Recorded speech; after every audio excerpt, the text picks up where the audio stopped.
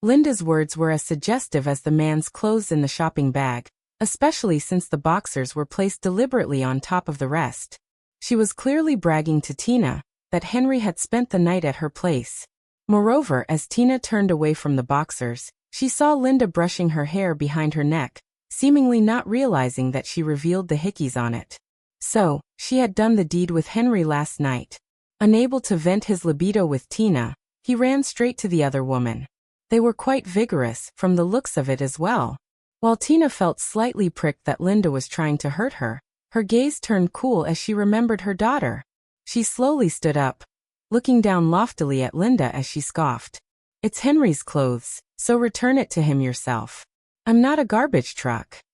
Linda was stumped. She did not expect this. Before she could react, she felt a chill emanating from behind. She turned to see that Henry was already standing there, his very presence icy. "What are you doing here?" Linda was immediately on her feet and hurried to his side. Henry said nothing, however. His eyes were fixed on Tina with a coldness that cut to the bone, and Linda could not resist a smile. There was a flicker of smugness in her eyes as she turned to Tina and tugged on Henry's sleeve as Tina watched. "It's all right, Henry. She's not hurting me, not this time." Tina, however, was used to this. The details and the situation did not matter. Henry would always take Linda's side. He had been searching for her, the apple of his eye, for over several years, never giving up because she was just that important to him. Then, when Linda appeared with a token 8 years ago, she immediately became his girlfriend, as if it was her right.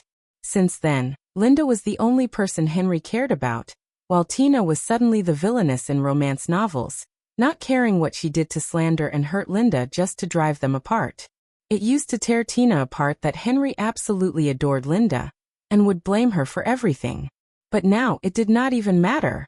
She no longer wanted him, which was why she called him here, to set things straight once and for all, so that they would not hound her relentlessly, and she could have a normal life. "Linda, I've already broken up with Henry," Tina announced flatly right then. "You can keep anything he leaves at your place, since trash belongs to trash anyway." With those words she strode up, not intending to stay. She did not even glance at Henry, but as she brushed past him, he seized her by the wrist. Tina glowered and struggled against her grip, only for him to tighten his hold as if to break her bones. The man really did not give a shit. Amid the pain, rage flared in Tina's eyes as she snapped, "Let go. Are you deaf? Linda just said that I didn't hurt her." Henry ignored her, doing whatever he liked as usual. But even as he glowered and dragged her outside, Tina suddenly gave up and followed while counting down under her breath. 3, 2. Even before she reached 1, Linda called out from behind them, "Henry." Then came the audible thud, and Henry stopped in his tracks. Letting go of Tina without hesitation, he turned and sprinted back to Linda, who had collapsed on the floor. Tina did not even need to look to see how nervous he would look just then. A far cry from his apathy and disdain last night. Such was the difference between the loved and the unloved. Still, Tina smiled ever so slightly in self-deprecation as she looked down at the distinct redness on her wrist. This might not be the first time that Henry had chosen Linda over her, but it would be the last. After leaving the cafe, Tina went shopping for stationery, as she was going to take part in a jewelry design competition. Early in the week, she had surveyed over 30 columbariums in search for her daughter's final resting place, and the best cost at least $100,000. However, she did not have the money. Over the last 5 years, Henry would give her around $10,000 per month for expenses.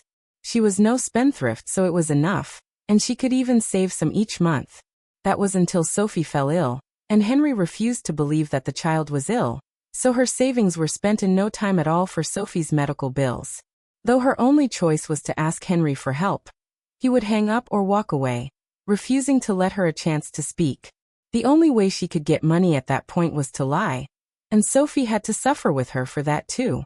That was why she did not want to ask Henry for help now.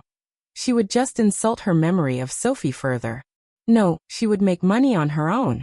While she was racking her brains on how to get the money soon, she ran into Professor Walls, who had been her lecturer back in university, and one of the judges for an upcoming design competition.